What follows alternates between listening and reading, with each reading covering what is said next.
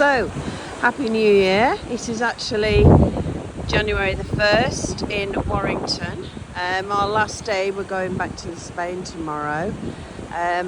But we've had so much rain overnight and there's just masses of water everywhere. So we thought we'd come and have a look at the locks in Latchford. And as you can see, the water is really running fast. There's a lot of rubbish collected there. But I'm going to show you the other side of the locks, which really is quite dramatic.